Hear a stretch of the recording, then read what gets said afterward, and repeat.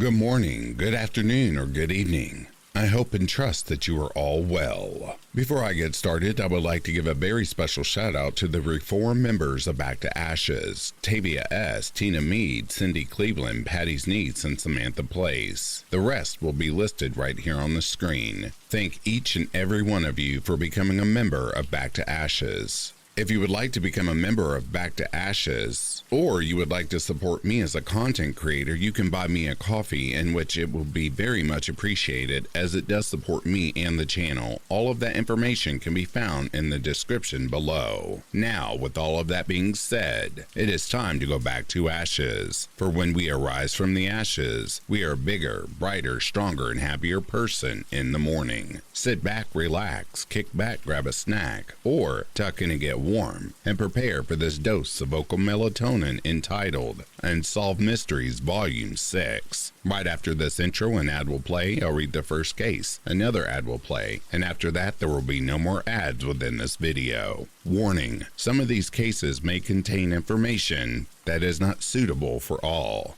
Listening discretion is advised.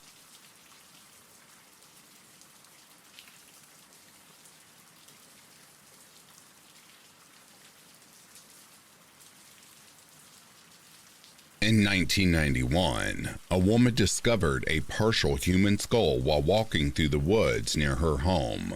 Who is Jewett Jane Doe?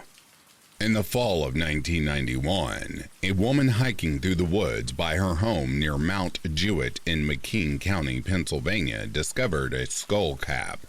Concerned it may be of human origin, she handed it over to the authorities. This skull was transferred to the anthropology department at the University of Pittsburgh in Bradford for further research.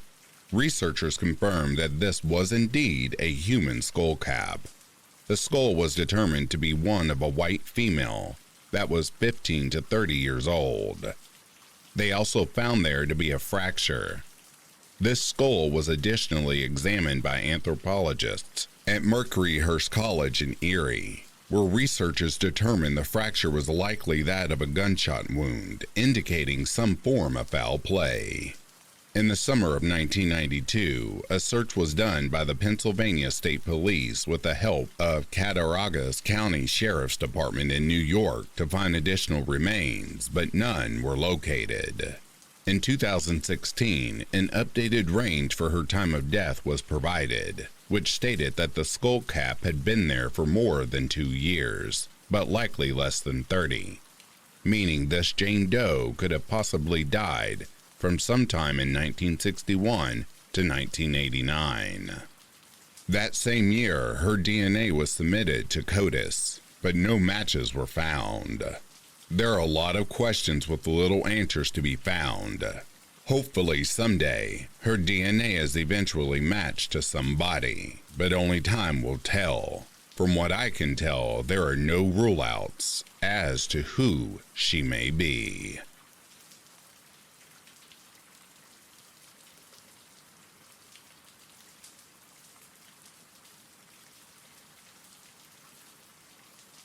Unsolved. Terry Brisk, killed while deer hunting in central Minnesota, 2016.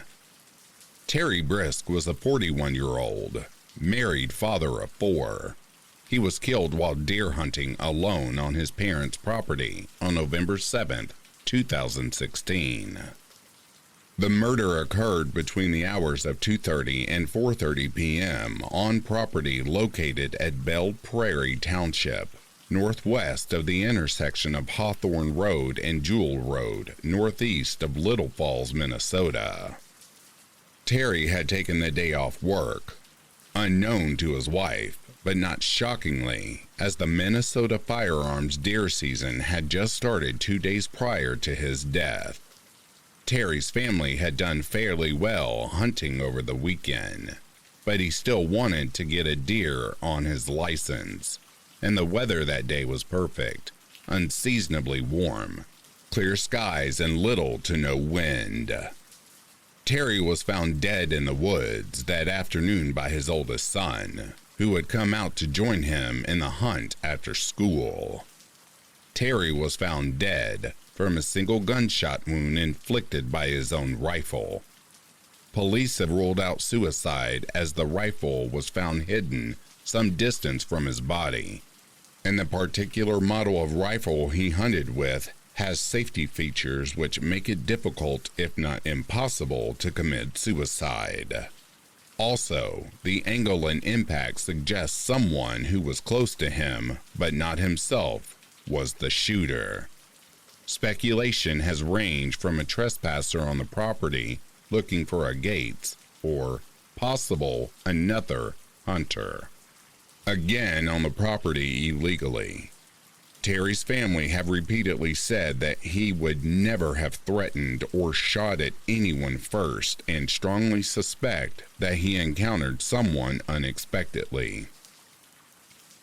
Law enforcement have recently, 2022, indicated that they are looking for a blue van or minivan that was possibly in the area that day.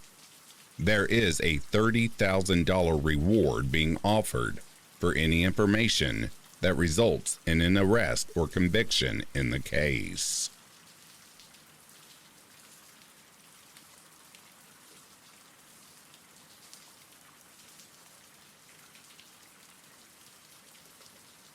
The murder of Charles Joseph Reynolds, December 21, 2022, Silver Spring, Maryland.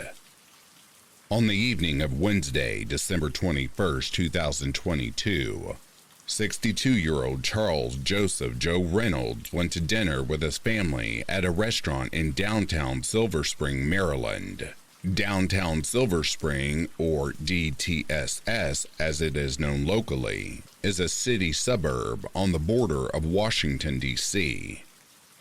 The neighborhood is convenient to public transportation and has many of the same amenities as living in the city, such as restaurants, entertainment venues, and shops, but retains a suburban feel as well.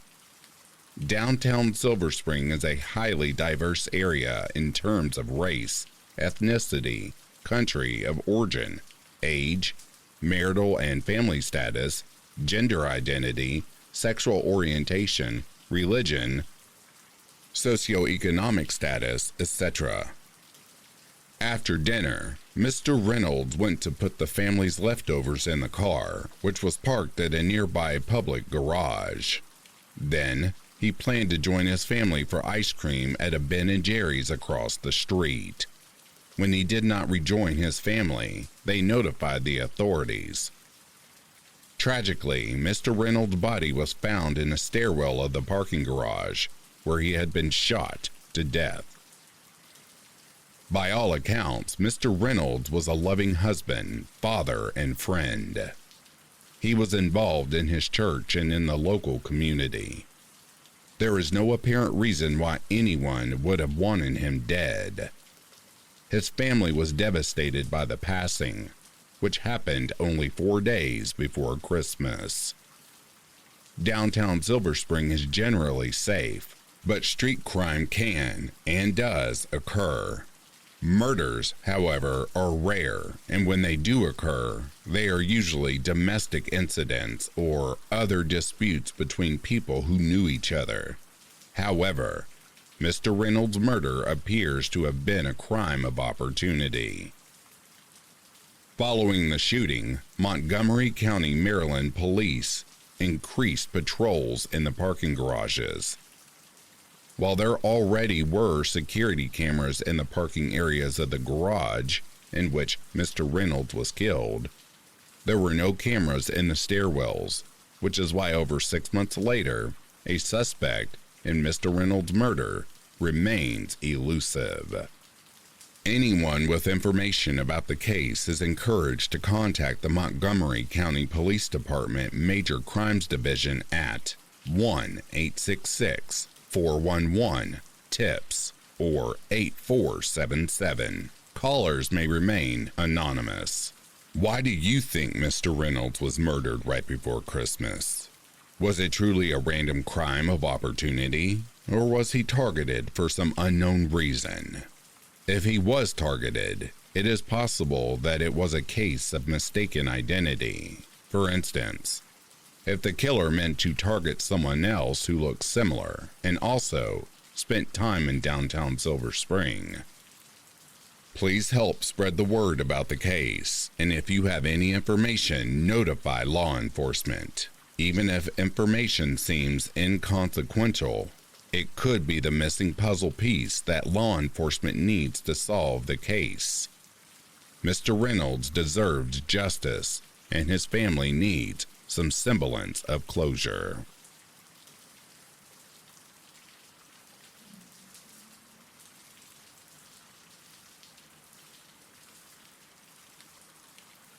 Which missing person cases have the most haunting details?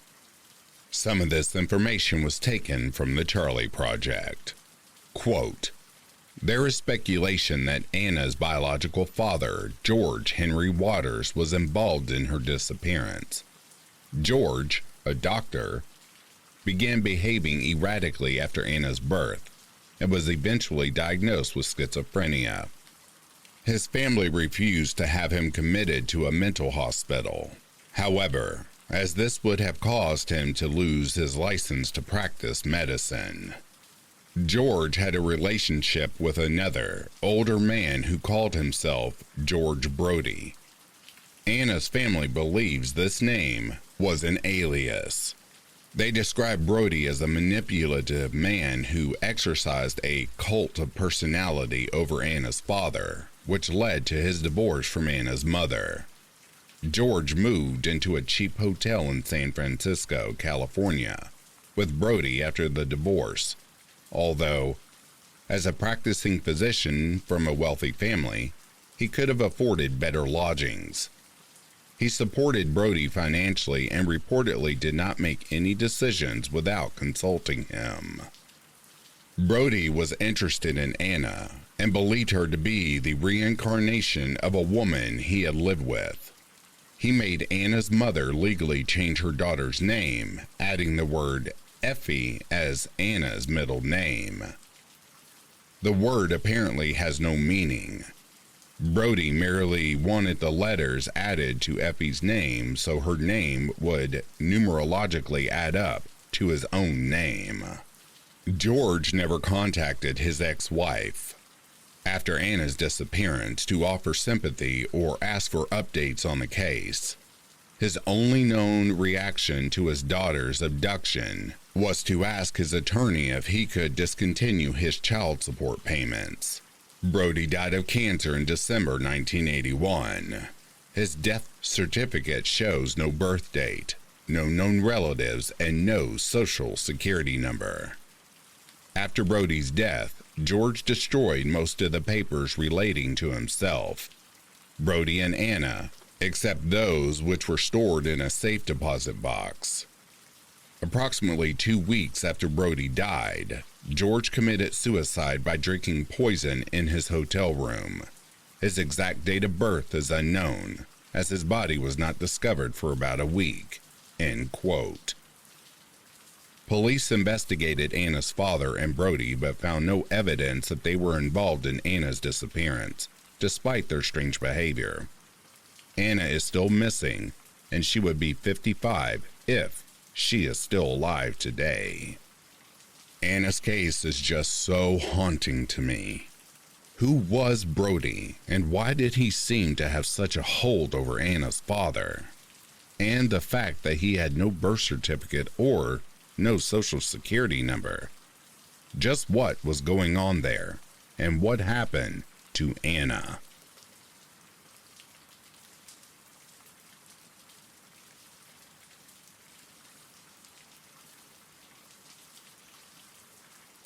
Nico Lisi, a sad but eminently solvable missing persons case that happened in 2011. The story of Nico Anthony Lisi is a tale of mystery and heartache that spans over a decade. Nico, an 18-year-old from New York, vanished without a trace in 2011. His last known location was in Franklin, Tennessee, a place far from his home. He had left New York with a friend, Robert Knight, on a journey that was supposed to take them to Detroit. However, After dropping off Robert, Nico set his sights on Franklin, and that was the last anyone ever heard from him. Nico's mother, Monica Button, has been tirelessly searching for her son ever since. She has faced numerous false hopes and disappointments, including the discovery of skeletal remains in Williamson County, Tennessee, which turned out not to be Nico's.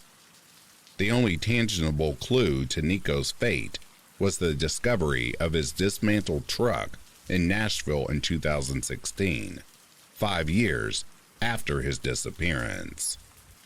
The case has seen its share of twists and turns. Robert Knight, the last person known to have seen Nico, passed away shortly after Nico's disappearance, reportedly from a drug overdose. A resident of Flintlock Drive in Franklin, where Nico's phone last pinged, sent him a Western Union money order for $90 on the day he disappeared, presumably for gas. Despite the passage of time, Monica remains hopeful. She is grateful for the continued efforts of law enforcement and remains confident that the truth about her son's disappearance will eventually come to light. As she waits for that day, she carries the burden of a mother's love and the pain of not knowing what happened to her son. Here are the key factors from the case. Nico Anthony Lisi disappeared on October 1, 2011, at the age of 18. He was last seen in Franklin, Tennessee, far from his home in New York. Nico had left New York with a friend, Robert Knight, intending to go to Detroit. After dropping off Robert, Nico headed for Franklin. Robert Knight passed away shortly after Nico's disappearance, reportedly from a drug overdose.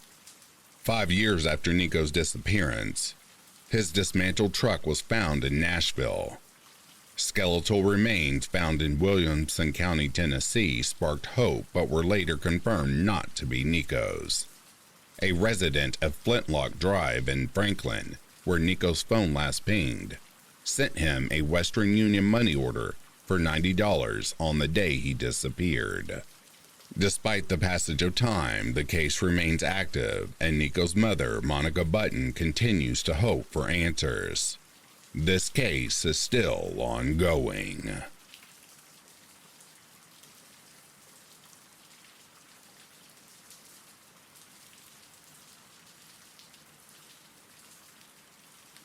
Debbie Dolores Williams, missing from Florida since 1990 and waiting for justice.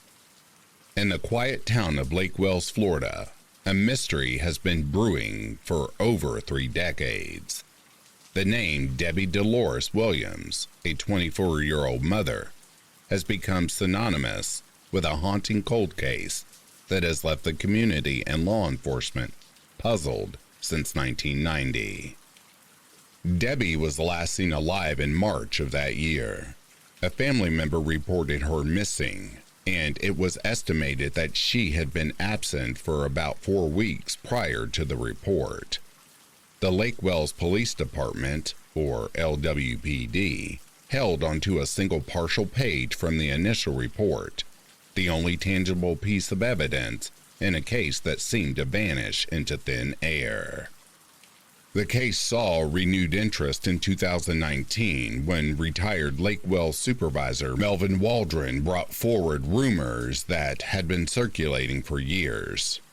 The whisper suggested that Debbie had been murdered by her on-again, off-again boyfriend, a man who has since passed away. The rumors also pointed to the possibility that Debbie's body might be buried under his former residence or near the US 27 overpass, close to the Florida's Natural Growers facility. Acting on these rumors, the LWPD conducted searches around and under the house in question. An officer found bones under the house, but they were confirmed to be animal remains by the medical examiner's office for the 10th Judicial Circuit. Despite this setback, the LWPD remained undeterred.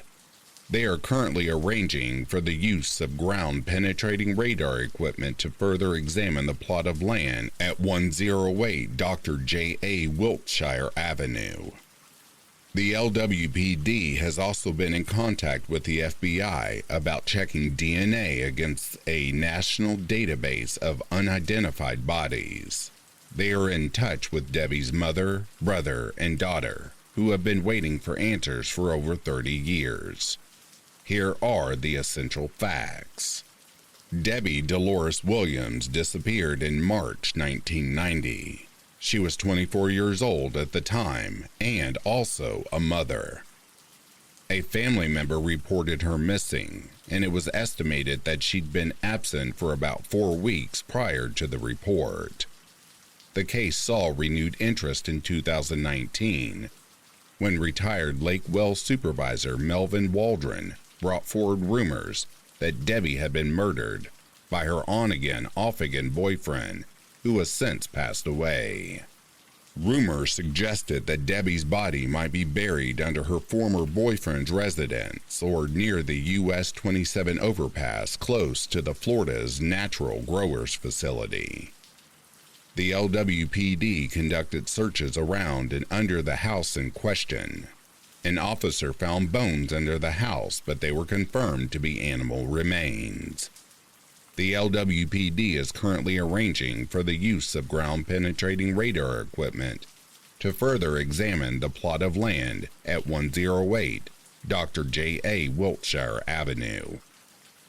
The LWPD has been in contact with the FBI about checking DNA against a national database of unidentified bodies.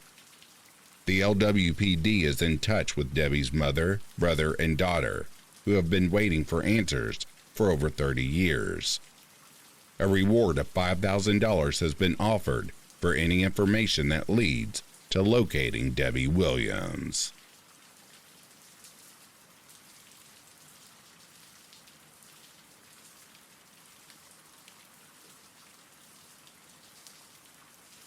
Missy Eck was on her way to hang out with a friend when she walked along the road in her Pensacola, Florida neighborhood. She never arrived at her friend's house and hasn't been seen since that hot summer evening in 1992. Melissa Lynn Eck, known as Missy to friends, was born on November 8, 1976, and grew up in Escambia County, Florida. In the early 1990s, her family lived in a working-class suburb known as Bellevue, just outside of West Pensacola. Missy was close to her sister, Tammy, who was 3 years older than her. Her little sister, Kathleen, was 7 years younger. Missy's mother, Mary, worked to provide the best life possible for her children. Her home did not have a telephone, and she allowed her daughters to come and go from the house freely without checking in. In June 1992, Missy was 15 years old and had just completed her freshman year at Escambia County High School. She enjoyed music, makeup, and spending time at the beach with her friends. At the beginning of the summer break, Missy's friend Jackie helped her get her first job as a server at the Original Point restaurant. Because the restaurant was about a 20-minute drive from Missy's home, and she did not yet have a license, Jackie would often invite Missy to sleep over at her house as needed, so the two could just carpool in to work together. Missy was dating a boy named Brian, who also grew up in the neighborhood. His name was Fro. His age in 1992 was still unknown. Some reports indicate he was a few years older than Missy, while conflicting sources state he was only 15. Brian and Missy's families knew each other before they began dating, and Brian's mother was friends with Missy's mother. The disappearance. On Thursday, June 25, 1992, Missy planned on sleeping over at Jackie's house since they were both scheduled to work on Friday morning. Instead, Missy decided to hang out with Brian that evening and presumably find another way to work the next morning. Brian lived with his mother, Ellen, less than half a mile away on Clara Street. That evening, Missy used Ellen's telephone to call her friend Lisa. The two planned on hanging out at Lisa's house, which was also a short distance away. Lisa was also with her boyfriend, and the two offered to walk over to Brian's house and then walk back to Lisa's house together. Missy declined, telling Lisa she would walk to her house with Brian instead. They excitedly exchanged the rest of the plans for the evening and hung up the phone. Around 8:30 p.m., Missy and Brian left his house on Clara Street and walked south along Patricia Drive towards Lisa's home. Half a mile down Patricia Drive, they approached Santa Barbara Street on the east side of the road, and then Lenora Street on the west side. According to Google Maps, it would take about 10 minutes to walk from the house on Clara Street to Santa Barbara Street. Sometime while walking between Santa Barbara and Lenora Streets, Brian ran into one of his friends walking the opposite direction. Brian and Missy parted ways, and Missy continued walking south on Patricia Drive towards Lisa's house. This is the last known sighting of Missy Eck. Witnesses would later place her within a few doors from Lisa's house around 9 p.m. After an hour of waiting on her porch, Lisa began to worry about Missy. She asked her boyfriend to walk up the road and see if Missy and/or Brian were along the route, while she continued to wait for them outside her house. When her boyfriend returned alone and said he could not find either of them, Lisa started panicking. Lisa went inside and called Brian's house at about 9:30 p.m. When they realized Missy was not with the other one, they started searching for her simultaneously and made phone calls to other friends, hoping somebody had seen her. Brian told Ellen about the situation, who then called Missy's mother, Mary. There are a few details available in the investigation and search efforts for Missy. Even though she did not have any of her belongings with her and left her purse at Brian's house when they departed, the original investigators believed she was a runaway. Missy left her makeup at home and didn't bring a change of clothes with her to Brian's, both indications that she never intended to stay anywhere overnight on Thursday, according to her friends and family. Tammy, Missy's sister, was adamant that she would have called her if she was planning on running away. In early August, 5.5 weeks after Missy was last seen, Mary told the Pensacola News-Journal that the Escambia County Sheriff's Department had just conducted the first search party that week. The delayed search had covered the densely wooded areas surrounding Patricia Drive, most of which was underdeveloped at the time. Missy's family, Brian, Ellen, Lisa, her boyfriend, along with several other family members and friends and volunteers, joined in the search efforts. No known evidence was ever recovered. Investigators went to the Original Point restaurant where Missy was working as a server. She had not shown up to any of her scheduled shifts since June 25th and never picked up her last 2 paychecks. Her friends and coworker, Jackie, helped in the search and told investigators that she thought Missy would never have run away. Her home life was seemingly mellow, and her mother let her come in and leave the house as she pleased. These factors, along with the persistence of a few investigators, led the department to change the case classification from runaway to endangered missing person and suspected foul play. Unfortunately, Missy's disappearance did not receive much attention from the media either. Searches expanded throughout the small community, but Mary often felt as though she was the last person to receive any information about her daughter's case. Since she did not have a home telephone, she was left with no way to communicate with the investigators, exchange tips, or receive updates. Because of this, Ellen became a liaison of sorts between law enforcement and Mary's family. She frequently reached out to investigators for updates and distributed missing posters around popular teen hangout spots in Pensacola. Ellen listed her home phone number on the missing flyers, hoping they would garner tips for law enforcement. In August 1992, Ellen told the Pensacola News-Journal that she often drove to Mary's house less than half a mile away and gave to her updates on the investigation. At that time, Mary had only received 2 updates from the sheriff's department and felt isolated from the search for her daughter. Brian was questioned by law enforcement multiple times, as he was the last known person to see and talk to Missy. According to Ellen, her son was worried sick about Missy and could not eat or sleep in the weeks following her disappearance.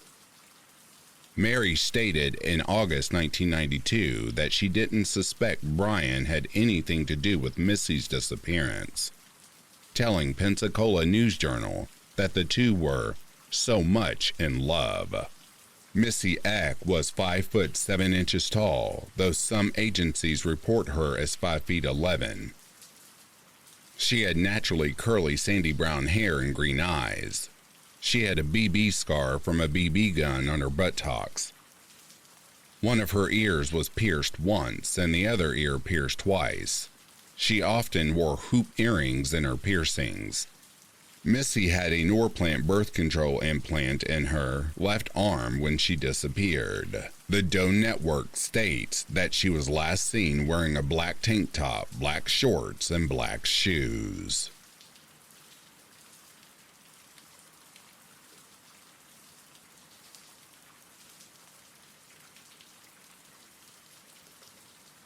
Who killed Jody Bordeaux and her unborn child? Powhatan, Kansas, November 21, 1977.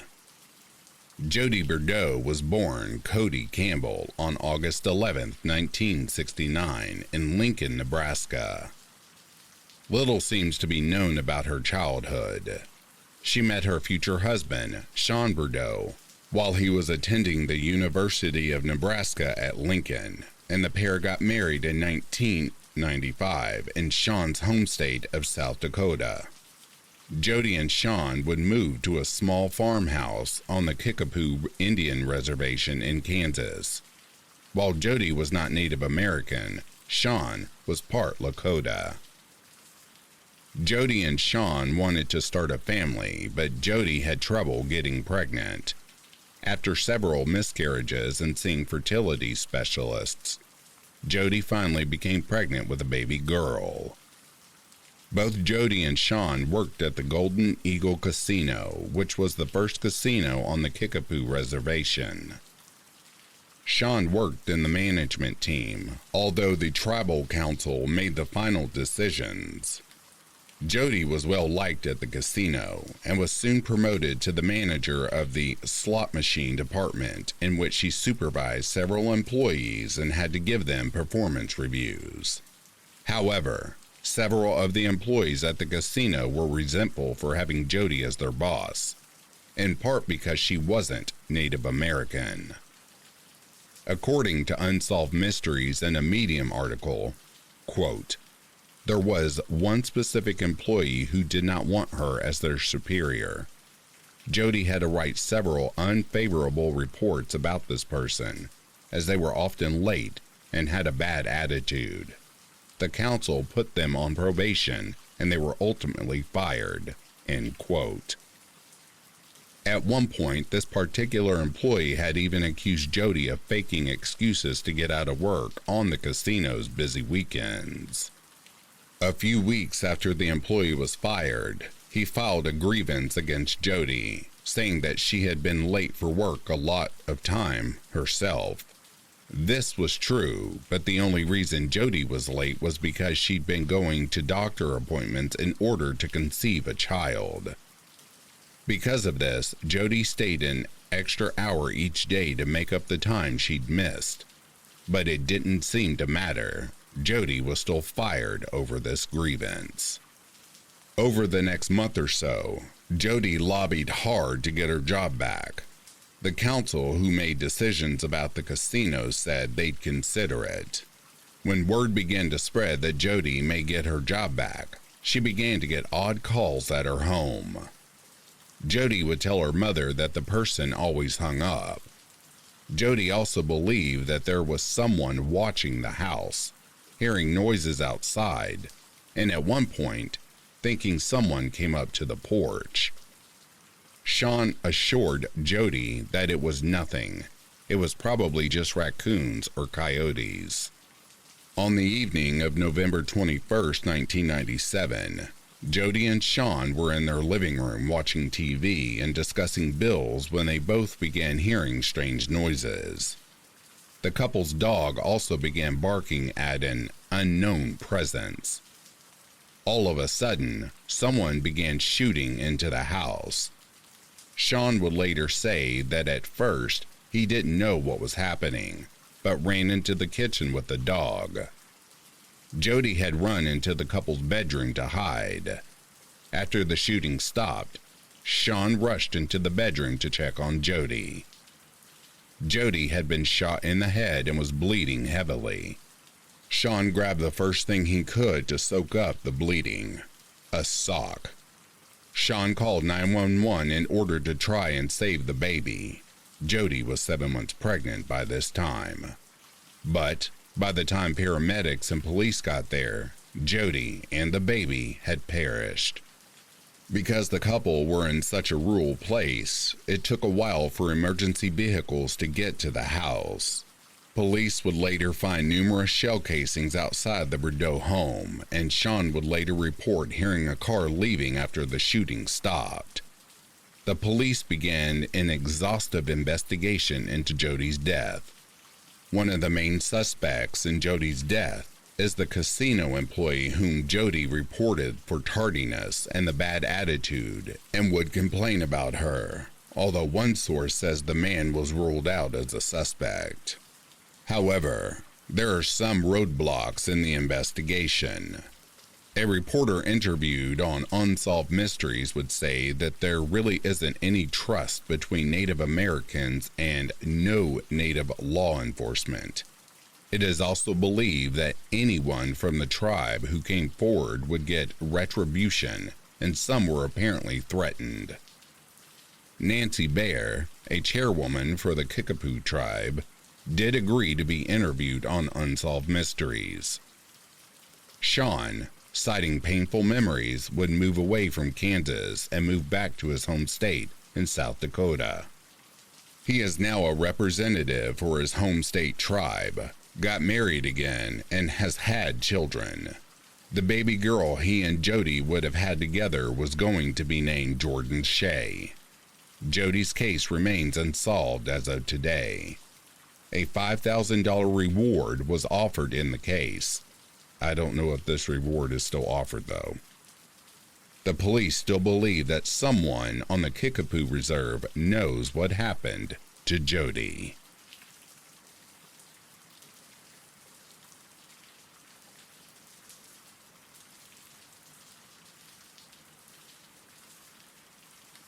In May 1989, a construction crew unearthed the skeletal remains of a young woman in Bullhead City, Arizona. She had been murdered and buried in a shallow grave. 34 years later, she is still unidentified. Who is Castleberry Kate, and who killed her? On May 15, 1989, a group of construction workers were digging a trench for a gas line at the intersection of Castleberry Lane and Riverside Drive in Bullhead City, Arizona, when they made a gruesome discovery. Bullhead City is part of Mohave County and sits right on the border of Arizona and Nevada, a short distance away from Laughlin, Nevada, in the 1980s. The population of Bullhead City was roughly 10,000 people. The construction crew was digging through a vacant lot at the intersection when they unearthed a shallow grave holding the skeletal remains of a young woman. Without a name or identity to go off of, The unidentified descendant was given the nickname Castleberry Kate by investigators, which is what she is still referred to as of today. The remains were brought to the medical examiner for an autopsy, which revealed a bit of information about the woman. Castleberry Kate was determined to be between the ages of 17 to 19 years of age, and it was concluded that she had been dead up to 10 years, but not longer than that. They speculate that she had died between 1979 and 1987, and her cause of death was homicide. Despite her cause of death being classified as a homicide, the actual manner of death has never been released to the public. Jane Doe was determined to be white, having stood anywhere between 5'5" and 5'9", with most estimates having placed her right in the middle at 5'7". Due to the state of the remains from decomposition, her eye color and weight were unable to be determined. Her hair was 12 inches in length and was medium brown to dark brown in color and showed evidence of having been bleached at one point in time. Her dental examination showed that she had extensive dental work done in her lifetime, and that she had 2 missing upper teeth prior to her death, along with a partial dental plate in place in her mouth. A dentist recognizing this plate or his own work, or perhaps someone who knew a young woman who had been missing upper teeth, could potentially one day lead to identifying Castleberry Kate. Clothing found with the body was described very vaguely, simply that they were wearing pieces belonging to a woman, without any exact description given. A purse was also discovered with the body, along with one multicolored owl-shaped earring. It seems like investigators tried to extract DNA in 2016 to aid in identifying Castleberry Kate, but it was not successful. There have been many rule-outs in her case, according to Stories of the Unsolved, including: Number 1. Ashley Standish Higgins, who went missing from Costa Mesa, California on November 6, 1982. Number 2. Andrea Joy Hill, who went missing from Redondo Beach, California on July 8, 1979. Number 3. Anna Marie Anderson, who went missing from Cypress, California on December 5, 1983. Number 4. Amy Billing, who went missing from Coconut Grove, Florida on March 5, 1974. Number 5. Tara Leigh Calico, who went missing from Belen, New Mexico on September 20th, 1988. Number 6. Miriam A. Caballo, who went missing from Los Angeles, California on November 12, 1983. Number 7. Carla Rebecca Corley, who went missing from Birmingham, Alabama on August 12, 1980. Number 8. Barbara Louise Cotton, who went missing from Williston, North Dakota on April 11, 1981. Number 9. Carol Elaine Dawn, who went missing from West Palm Beach, Florida on October 20th, 1980. Number 10. Michelle Leon Duncan, who went missing from Los Angeles, California on November 4th, 1984. Number 11. Deborah Lee Frost, who went missing from Salt Lake City, Utah on July 9th, 1984. Number 12. Rochelle Marie M., who went missing from Phoenix, Arizona on July 13th, 1986. Number 13. Cynthiana Adriana Leslie, who went missing from Mesa, Arizona on July 30th, 1974. Number 14. Jackie Leslie, who went missing from Mesa, Arizona on July 31st, 1974. Number 15. Connie Gail Menchaca, who went missing from Napa, California on June 9th, 1978.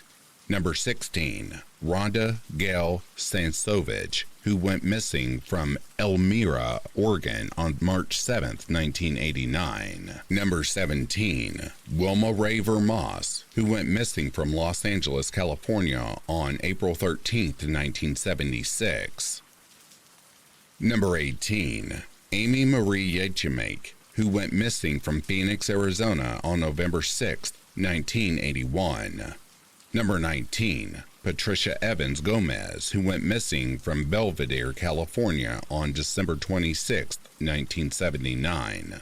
Number 20, Dole Columbus Meredith, who went missing from Niland, California on January 24, 2005. And 21, Stephanie Kelly Stroh, who went missing from Wells, Nevada on October 15, 1987. 34 years have passed since the discovery of Castleberry Kate, and possibly 44 years since her murder took place. There is still a chance that her killers are alive and out living their lives.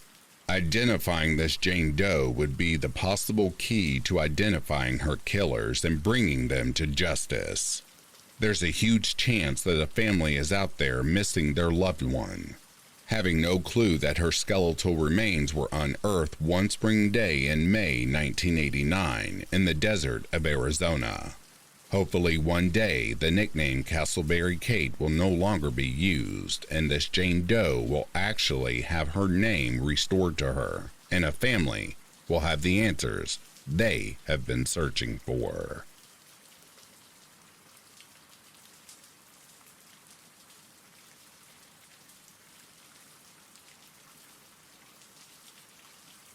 In 2019, Brandon Embry was discovered in his apartment, naked, unconscious, and covered in blood. His cause of death was determined to be pneumonia, with the manner of death listed as natural and later changed to undetermined. His mother believes he was murdered. What really happened to Brandon? Brandon Embry was born on September 7, 1986. He grew up in a military family with his mother Sarah, stepfather Reg, brother Scott, and sister Rachel. Brandon was a bright and well-liked kid, but kept to himself and was a self-described introvert. He was a lover of music and in his teens found a love for powerlifting. In 2005, at the age of 19, Brandon enlisted in the Navy, where he was stationed out of Hawaii as a nuclear submarine machinist. He was honorably discharged 6 years later following PTSD and a back injury, and returned to his family in Seattle, Washington. After his parents moved out of state, Brandon got his own apartment and eventually enrolled at the University of Washington as a chemical engineering student. Sadly, Brandon couldn't keep up with financial constraints in Seattle, and in July 2018, made the difficult decision to leave the University of Washington and move to Asheboro, North Carolina, to be closer to his family. Brandon was able to secure an apartment at Park Place at 711 South Church Street and found a job working in robotics. Brandon had low levels of testosterone and was subsequently prescribed hormone shots which he had to administer himself. This meant that Brandon always had vials of liquid and disposable hypodermic needles with him. This may be an important factor in how the police later viewed Brandon's lifestyle and death. Health issues. In February 2019, Brandon was at work when he started to feel unwell. His employer noticed something was off and asked Brandon to leave and get drug tested. Brandon agreed and decided to stop at McDonald's on the way. Whilst at McDonald's, Brandon deteriorated, having terrible abdominal pain and throwing up. A member of the public called 911, and the operator suspected drug overdose or poisoning, and dispatched EMS. First responders noted that his behavior was unusual, including Brandon appearing unsure on how to operate a door handle. Brandon was transported to hospital and on admittance to the ER fell unconscious, where he was subsequently sedated and put on a ventilator. Brandon was showing signs of acute respiratory distress and was placed in a medically induced coma for several days. During this time, his kidneys began to fail, and so he was put on dialysis. Despite several blood tests, it could not be determined what was wrong, and after 5 days in the hospital, Brandon was discharged. He had no recollection of his stay but told his mom that he felt he had been profiled as a drug user from the very beginning. 2 months later, on April 24th, Brandon became suddenly very hot at work. He passed out, hitting his head on the ground. Brandon quickly awoke and resumed working, but an hour later, the same thing occurred. EMS was called out and he was transported to hospital again. This time he was conscious and explained that he had abdominal pain, nausea, and vomiting. The doctor suggested that he could have eaten some outdated meat and ran some blood work, all of which showed nothing, including no sign of illegal drugs in his system. Brandon was ultimately discharged with no answers. 2 months later in June, Brandon was again sent home from work due to being pale and jittery. Brandon sought medical assistance and again explained that he was suffering from fatigue, general weakness, overheating, nausea, vomiting, and abdominal pain. Blood tests and an EKG showed no sign of what might be causing his issues, and once again he was sent home without answers. Fired from his job and last contact. In late August, Brandon went on a work trip to Detroit, and on returning on the 6th of September was told he was being fired from his job. The hotel room they had put Brandon in for his trip had taken photos of Brandon's room, including images of his medication and syringes, and general messiness of the room. I haven't seen the images myself, and they allegedly also show bags of food, dirty clothes, and an unused slow cooker. Additionally, small spots of blood can be seen on the white bed sheets. After receiving the news, Brandon drove to his parents to dog sit. He explained what had happened but appeared to be in good spirits and told his mom he had already spoke to a recruiter about another job. Brandon's mom left him looking after the dog while she drove to Kentucky. The following day, Saturday, Brandon's mom spoke to her son to wish him a happy birthday. By the time she and Rachel had arrived home at around 8 to 9 p.m., Brandon had already left. He had initially had plans to meet up with a girl, but texted his dad saying she had canceled. Over the next few days, Brandon and his mom exchanged several texts. However, by September 10th, he stopped responding to messages. Brandon's mom, Sarah, made several attempts to call him. However, none were answered. At this point, she decided it was time to go and check on him. On September 12th, Brandon's mom and sister attended his apartment where they immediately noticed his truck parked outside. They assumed he was home, but on knocking on the door, they received no answer, and on trying the door found it to be locked. At this time, Sarah was concerned enough that she decided to call the Asheboro Police Department for a welfare check. Discovery of Brandon's body. After receiving a copy of his key from the property manager, officers entered Brandon's apartment at 3:20 p.m.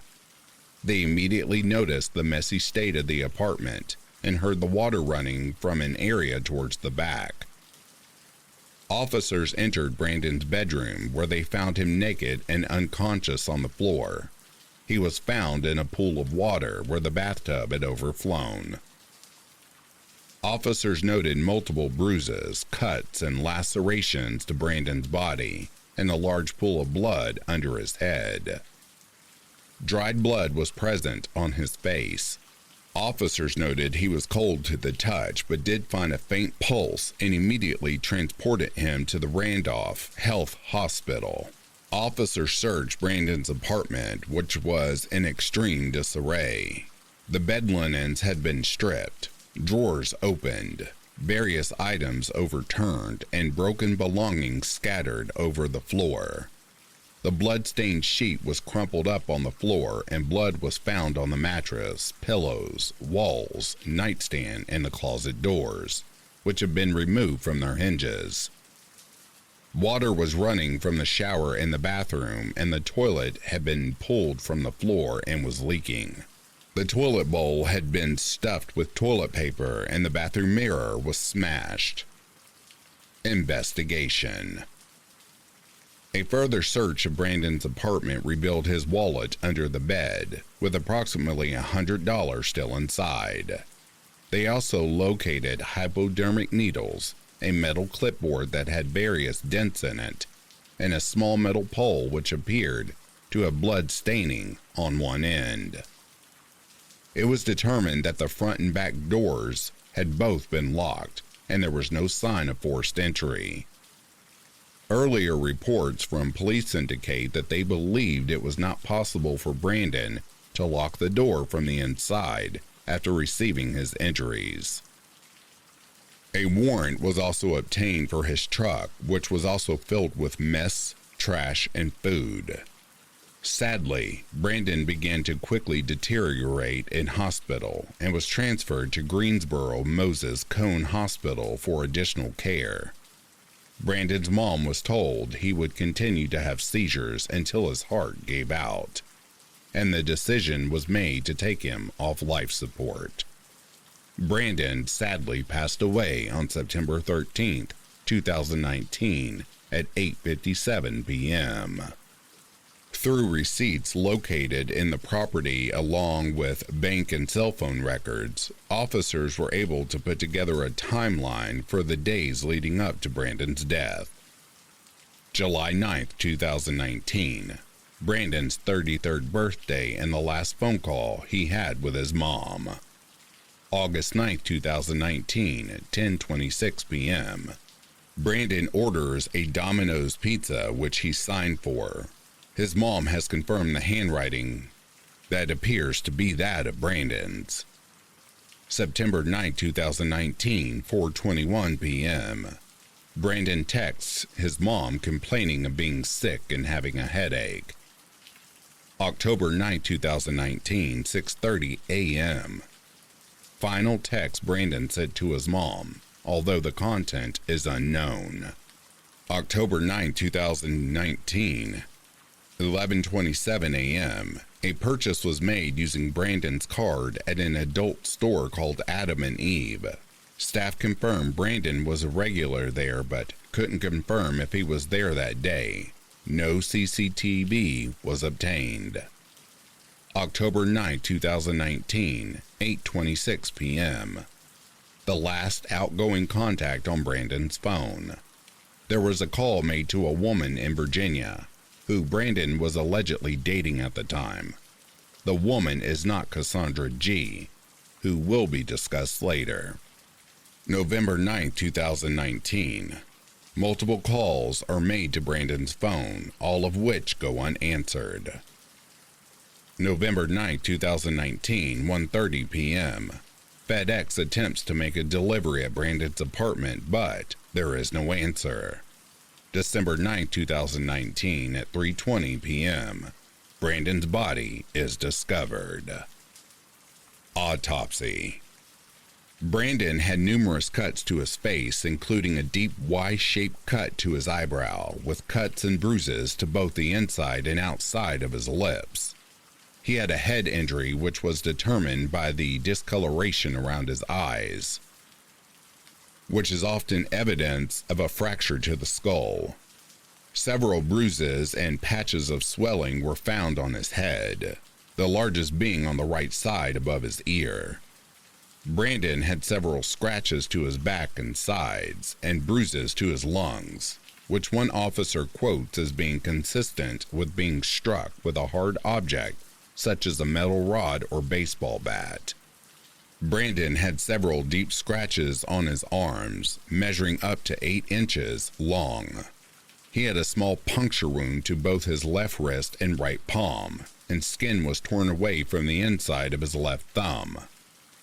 There was 3/4 of an inch cut to his right wrist, and an additional one to his right palm. Brandon had extensive bruising to his legs, along with various scratches and scrapes, and 2 small puncture wounds to his toes. Additionally, there was a 3/4 inch cut around the arch of his left foot. One member of hospital staff told police the wounds could not have been self-inflicted. Despite these injuries, however, the medical examiner concluded Brandon died as a result of pneumonia. She confirmed that the pneumonia was present prior to admission, and in addition, both his kidneys were failing, and there was evidence of moderate liver disease. Although she was unable to determine what had caused his injuries, the medical examiner concluded that they were not contributory to his death and therefore classified the manner of death as natural.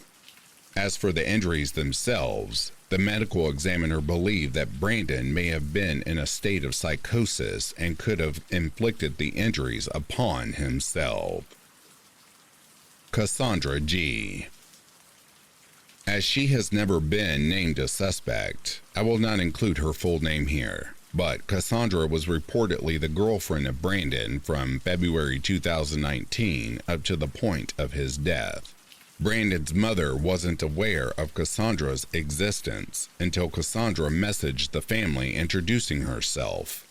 The message read, quote, "Hey, I know you don't know me at all, but you're Brandon Wesley Embry's sister, and I was your brother's girlfriend from mid-May until his passing.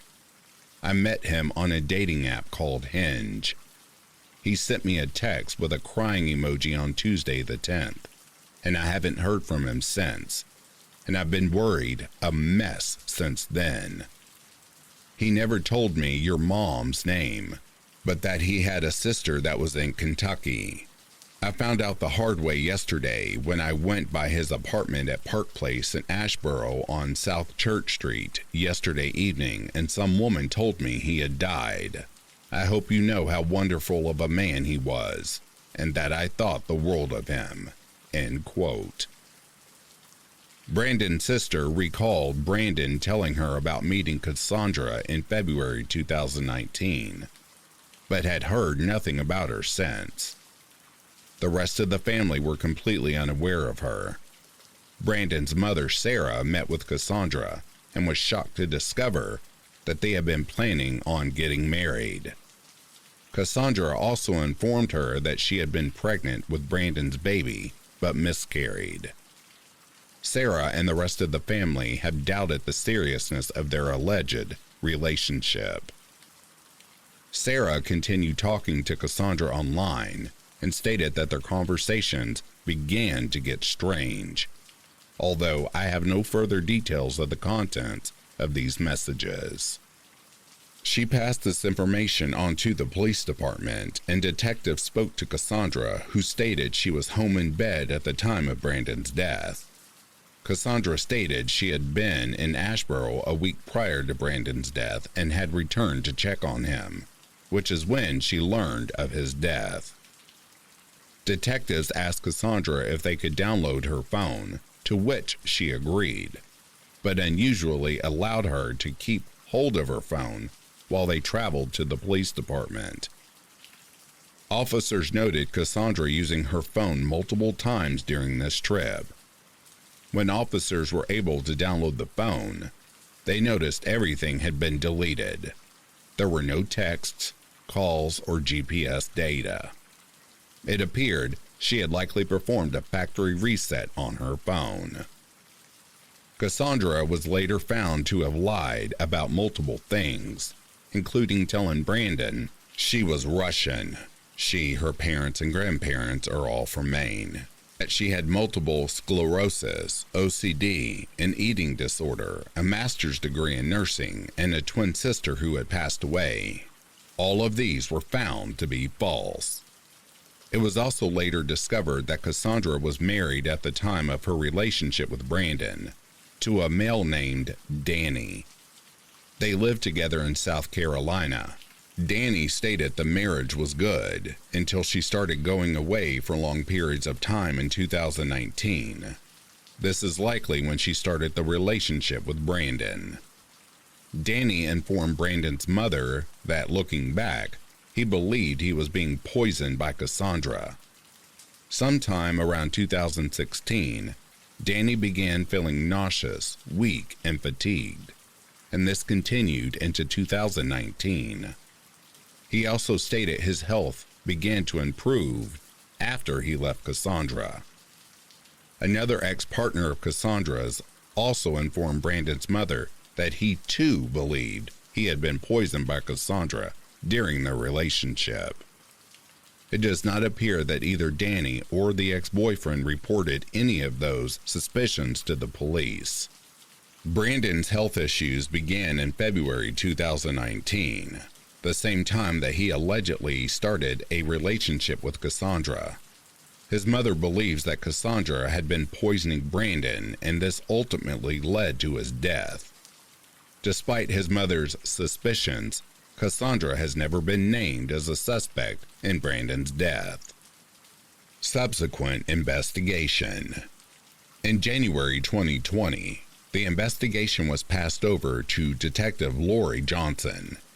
Brandon's mother, Sarah, met with Detective Johnson to explain her belief that Brandon may have been poisoned.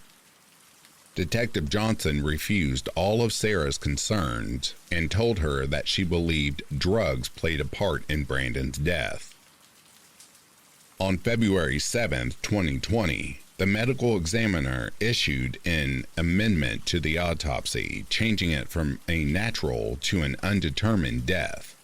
The medical examiner wrote on the autopsy, quote, "Upon further discussion of the case, it has been suggested that Brandon's organ damage may have been caused by substance ingestion on September 10th that had been metabolized by September 12th. Substance ingestion may have been the cause of death, and this cannot be proven or disproven by the autopsy findings." End quote.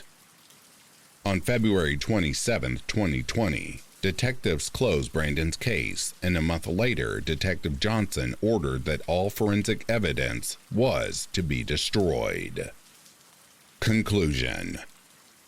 On the 15th of February 2021, the Chief of Police at the Asheboro PD ordered a managerial review of Brandon's case, which was conducted by Major J. Hansen. Major Hansen met with both the ME and Brandon's mother, and after 8 months, agreed with the medical examiner's findings, and concluded that there was no crime in relation to Brandon's death. As it stands today, Brandon's case is closed with no findings of foul play. Brandon's mother, Sarah, continues to investigate, and has started a GoFundMe page to raise funds for her investigation. She continues to post information that she has uncovered on her Facebook page, Brandon's Voice. There is a huge amount of information on Brandon's case, largely down to his mother, Sarah, who has never stopped trying to find answers. Sarah sat down with Murder, She Told, and they have done a truly extensive write-up. I could not include all the information here, but would highly recommend reading it as it contains a wealth of information. What do you think led to Brandon's death? I would love to hear your thoughts and theories on this case.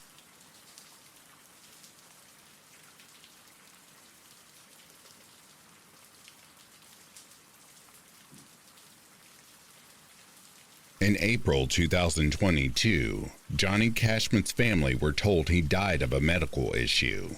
Days later, a large amount of blood was found in his apartment, and footage showed an unknown male leaving his apartment on the day of his death.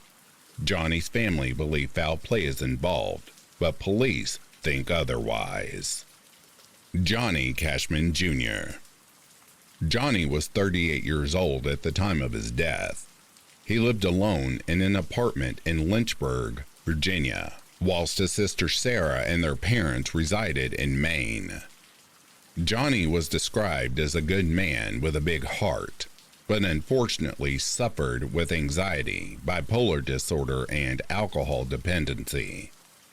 Despite the distance, Johnny remained close to his family and spoke to his mom on a daily basis. On April 14, 2022, Johnny's communication suddenly stopped, and throughout the following days, Johnny's family grew increasingly concerned. After several days of no contact with Johnny, his family contacted the Lynchburg Police Department for a welfare check. April 19, 2022. On April 19th, officers from the Lynchburg Police Department attended Johnny's address at 1415 Kemper Street to complete a welfare check. Upon entering the apartment, they located Johnny on the floor deceased. Police contacted Johnny's family and informed them he had been found deceased in his apartment, indicating that it appeared to be from natural causes. Johnny's mom told the officer that he had pre-existing medical conditions, and this information was passed on to the chief medical examiner. Investigators declined an autopsy, and believing the death to be of natural causes, gave permission to move the body. The local medical examiner reviewed the body and concluded there was no trauma. ABC 13 obtained a copy of the medical examiner's report which stated, quote, "Blood and fecal matter found around home. Likely GI. Bleed per investigators. No trauma, no drugs, nothing suspicious." End quote. On speaking again to the family, investigators informed them that Johnny had died from a medical condition. Johnny's father clarified with the investigators if there was any sign of violence or suicide, and investigators confirmed that the death was due to natural causes. Investigators also confirmed there would be no autopsy. The family had no reason to doubt the police and, believing he died from natural causes, had Johnny cremated. The scene and the ring footage. 10 days later, on April 29th, with permission from Johnny's family, his ex-girlfriend and her mother attended his apartment to collect some things. On entering the apartment, they were unprepared for what they discovered. The apartment was in disarray and large amounts of blood was seen throughout. Shocked at what they had seen, they immediately took photos of what they had discovered. Upon leaving the apartment, Johnny's ex-girlfriend met his neighbor outside. She immediately showed them the pictures she had taken of the apartment, and they told her that they had had a Ring doorbell. The two began sorting through the video clips until they located the footage from the day it is believed Johnny died. The camera is aimed directly down the stairs in front of the neighbor's address, with Johnny's apartment to the left at the top of the stairs. On April 14th, the last day that Johnny spoke to his mom, you could see Johnny returning to his apartment at 3:03 p.m. Johnny appears healthy, bounding up the stairs and entering his apartment. At this point in the footage, all you can see is the stairs and Johnny's closed apartment door. Less than a minute after you see Johnny entering the apartment, you hear a male shouting, "Dude, what the hell? What are you doing, man? Yo, what the heck, dude?" Following this, you can hear banging noises and a male shouting, "Stop," several times. At 3:11 p.m., 8 minutes after Johnny entered the apartment, a male can be seen leaving Johnny's apartment. He closes the door behind him and descends the stairs before turning around and returning back. The male appears to pull his sleeve over his hand and wipe the door handle. He then returns down the stairs and exits the building. At this point, you can hear a male voice, presumably Johnny, shouting for help. There is a full and unedited video on Facebook, but sadly, I'm unable to link it. It's easily Googleable if you search Johnny Cashman ring footage. The ex-girlfriend sent the video and pictures to Johnny's sister, Sarah. Sarah immediately called police, as did the neighbor and ex-girlfriend. Sarah left several messages for officers, and after several days received a call back. She was able to record the end of this phone call. Quote, Sarah, yeah, the problem is you told us up front it was natural causes, so we had the body cremated, and so now there is no evidence. End quote.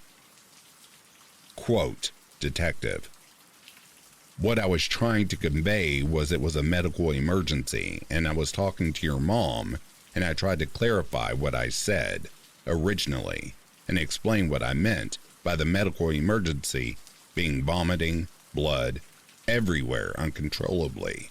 End quote. The man in the footage. On May 2nd, police made a public appeal in the hopes of identifying the man seen on the footage. A week later, on May 11th, the man was identified. He has never been named a suspect or POE, so I will not name him here, but his name can be easily found with a bit of searching. Going forward, I will refer to him as SC. SC was questioned and claimed that he was sofa surfing and had stayed with Johnny for about 3 days. He stated that he had come home to Lynchburg for work, but the job fell through, and so asked anyone he encountered for a place to stay. At some point, he met Johnny, who agreed to let SC stay with him. He claims that on the day of Johnny's death, Johnny returned to the apartment drunk, and the two got into an argument, although he claims it wasn't physical. SC claims he left the apartment, at which point Johnny was drunk but physically fine. He admits to wiping his fingerprints off the door as seen in the footage and claimed this was because he had aggravated burglaries on his record and didn't want to be accused of squatting in the apartment. Sadly, this is the only account from SC I can find. I'm unable to find any further explanation regarding the audio heard in the footage, or any further details around their alleged argument. Subsequent investigation. In October 2022, it was announced that the Lynchburg Commonwealth's attorney would not be pressing charges in relation to Johnny's death. Bethany Harrison cited a lack of evidence, stating, quote, given the pattern of blood loss by Cashman, that there were no other shoe patterns in the blood other than his own, that his medical history and current prescriptions and risk factors were consistent with his death, resulting from a fatal medical event, end quote.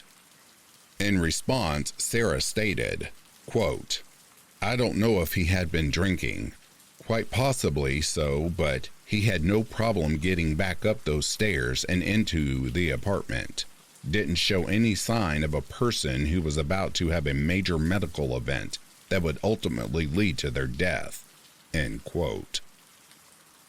Sarah stated her brother regularly went to the doctor, and on December 29th, 4 months before his death, he had undergone a full examination.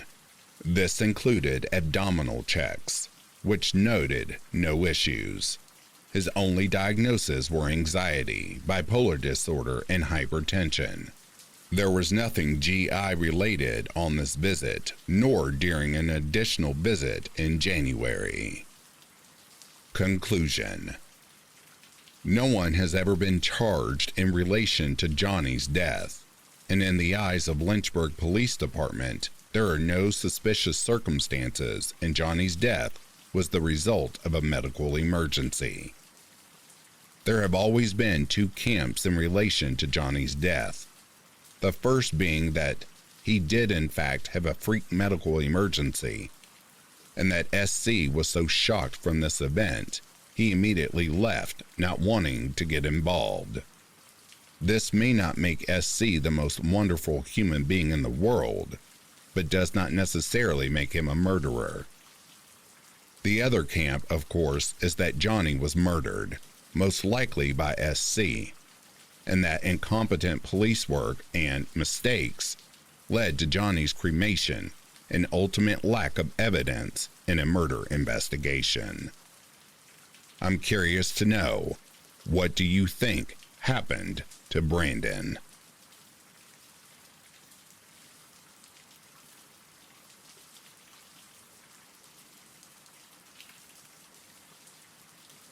And that, dear listeners, brings a close to these Unsolved Mysteries, Volume 6. If you are asleep, I hope Slumberland is treating you kindly. If you're awake, I hope you've enjoyed this collection. Until next time, I hope you have yourselves a good morning, a good afternoon, or a good night.